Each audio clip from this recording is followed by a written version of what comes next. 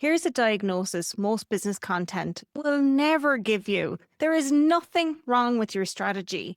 If you're stuck, what's keeping you stuck is the nervous system executing your strategy has not been upgraded to meet the stage that your business is at. And I mean that literally, not as a metaphor, some kind of motivation as neuroscience, the part of your brain that controls how you think, how you react, how you perform under pressure. It is literally running on old software, early stage software that was built for survival, not for scale. And every decision that you make under pressure, every proposal, conversation that drifts, every strategic priority that keeps getting displaced, that's not a willpower problem. That is quite literally your biology doing exactly what it was built to do in the wrong context and at the wrong cost. So let me show you 4 specific ways to fix this. Okay, first we're going to talk about the problem underneath the problem. And this is where I'm going to show you the actual mechanism, because understanding this properly changes everything. Think of your brain as having 3 layers. So the front part, just behind your forehead, that's your thinking brain, where strategy, long-term planning, the ability to hold a really complex decision and choose wisely, that's all in your prefrontal cortex. And this is your most valuable professional asset. The middle layer handles emotion and reading other people, and the bottom layer is your survival brain. Ancient, fast, and built for one job only, to get you out of the fucking way before danger comes and, without you even having to think about it. So here's what scaling a business does. It creates chronic pressure sustainably, right? And when you're under sustained pressure, the brain stops routing decisions through the thinking layer and it starts running them through the survival layer. Not occasionally or systematically, but every freaking time that the load spikes. And I want you to feel this rather than just understand it. I want you to think about the time that you're on a call with a really strong prospect, someone who is an absolutely great fit for you, where your offer was within their budget. And they were the kind of client where you're going, oh, I would love to work with them. And somewhere in the conversation, they paused. Maybe it was at the price or when you asked for a decision, or maybe they asked you to justify the investment, or maybe they just went quiet. And before you'd consciously decided anything, you started softening, filling the silence, adjusting the number, and maybe even trying to offer in and build in more value than you'd planned to. Not because you chose to, but because literally your survival brain read their hesitation as danger and went, oh shit, and started responding before your thinking brain even had a chance to get a vote in there. And that's nothing to do with your confidence. It really isn't. It's nothing to do with your ability to be able to sell. That is quite literally your biology making a commercial decision on your behalf. And it is happening across every high stakes moment in your business. Proposals, pricing, boundaries, complaints, strategic planning that gets pushed aside because there's nothing left in the brain tank for it. And in scaling businesses, that is happening consistently, unfortunately, at a compounding cost. So here's the frame I want you to take from this video. Stop treating your psychology as something to manage around and start treating your nervous system as infrastructure. Same category as your pricing model, your delivery system, your team structure, your marketing, whatever it is that you have.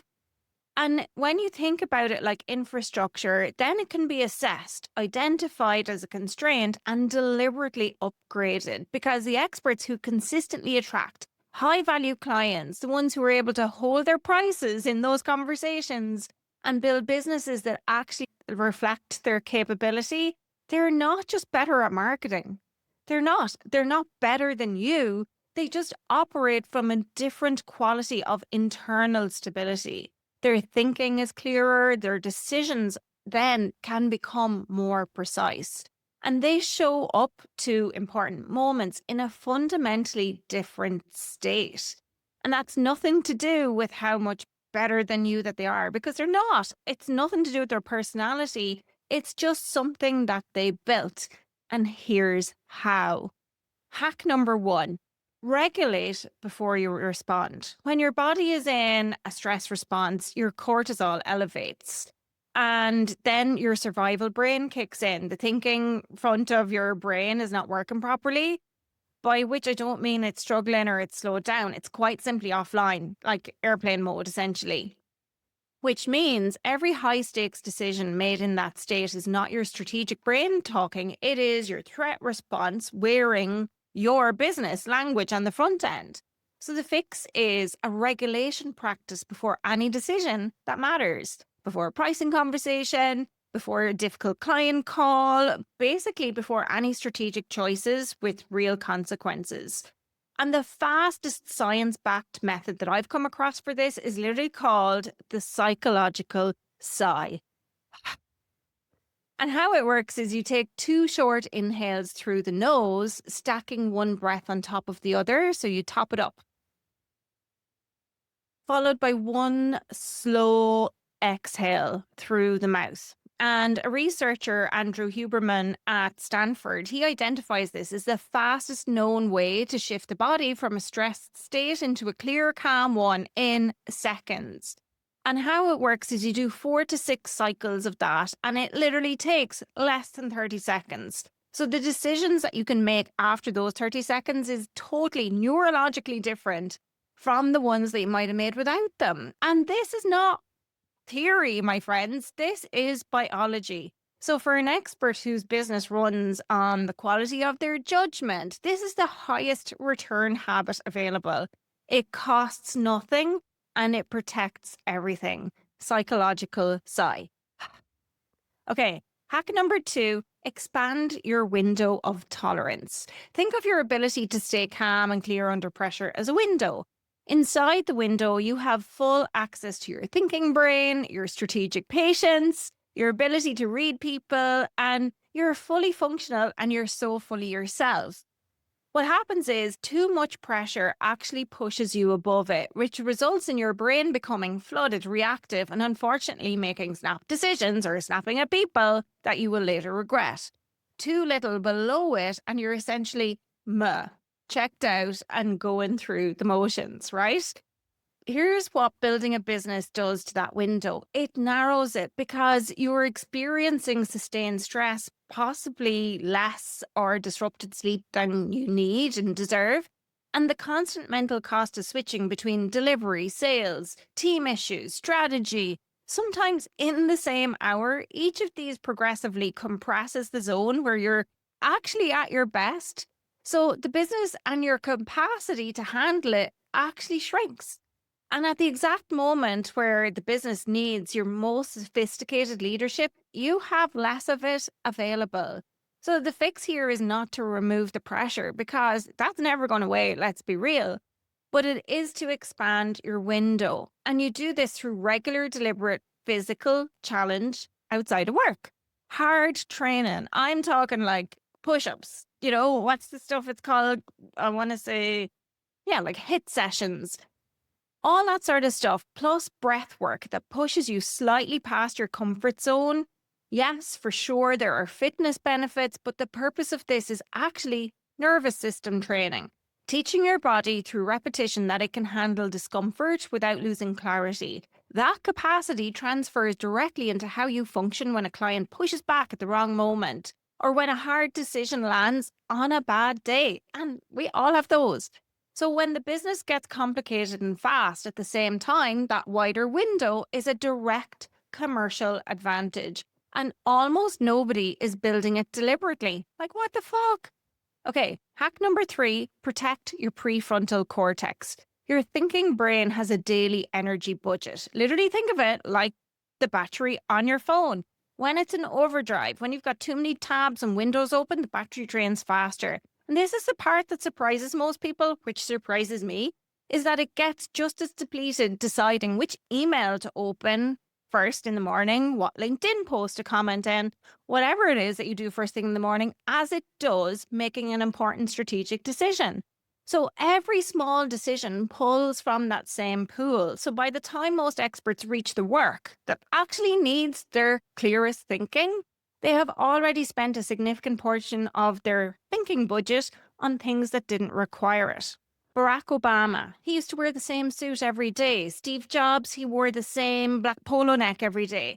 Simon Cowell, white t-shirt and jeans for decades, right? This is not an example of minimalism at its finest. It is literally cognitive resource management. Just realized that's a different kind of CRM, cognitive resource management. So removing low value decisions from a system that they understood to be finite and precious, what that does is it literally helps you preserve your brain power. So 2 things you can do immediately. First, build standing rules for anything that's recurrent, anything. What clients you want to take, as in, are they the right fit? And build standards for that. What your scope boundaries are. So have your proposals know what scope is going to be included, how you respond to common situations or frequently asked questions. Decide those once and do them in advance, because these never again will ever need to draw on your daily brain budget. Second, protect your mornings. For 99% of people, your thinking brain is sharpest before the day's load is accumulated. Most experts hand that window to their inbox. Like, what? Or LinkedIn. And what that ends up doing is pulling the brain into reactive mode before the important work has started. So, tell me here, what is the first thing that you reach for in the morning? Let me know, genuinely, because the answer is diagnostic. It tells me what your best thinking window is currently being spent on. Hack number 4, master social synchrony. Okay. Your nervous system is in constant automatic conversation with the nervous systems of the people around you. Okay. Before words, social media, strategy, any of that stuff, we evolved as social animals whose survival depended on being able to read other people fast.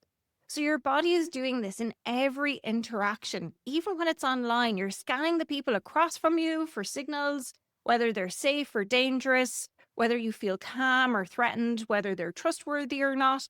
And the people that you work with are literally doing the exact same thing to you. When you arrive at a client interaction, carrying the stress of maybe a difficult morning, an unresolved problem, professional or personal, or a tense call that just ended, your client's body picks that up before you have said a word. And instantly what will happen is their guard will go up. Their openness will close down, and the quality of the conversation that potentially you could have had will shift. And it's nothing to do with what you've said. It's because of the state your nervous system is in when you arrived. That's it.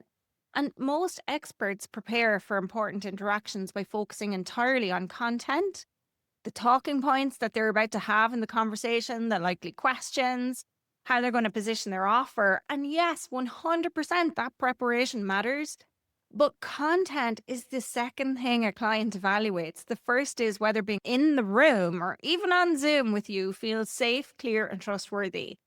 And 2 experts could show up and literally deliver the same strategy in the same meeting and produce completely different results, which is nuts because the state that they walked into the room was just different.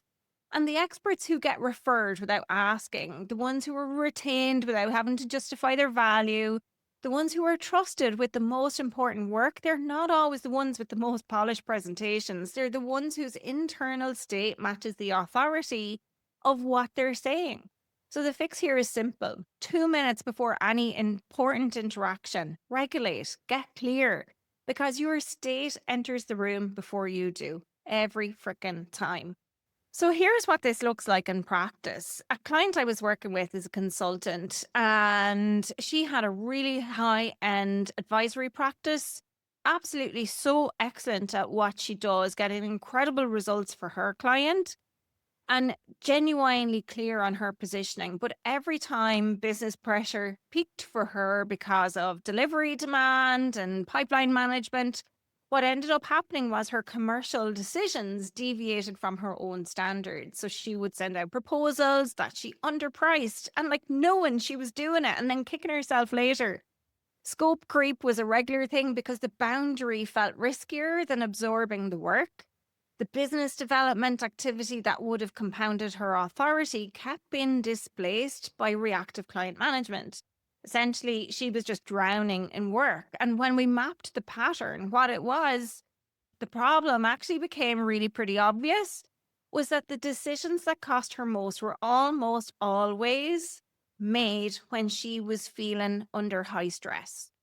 And there was nothing wrong with her strategy, but what was happening was the stressed version of her brain was simply overriding it. So we built a short regulation practice before high stakes commercial interactions for her. She started to restructure her mornings. She deleted LinkedIn off of her phone. She started with 3 short PT sessions a week for basically just for her nervous system expansion.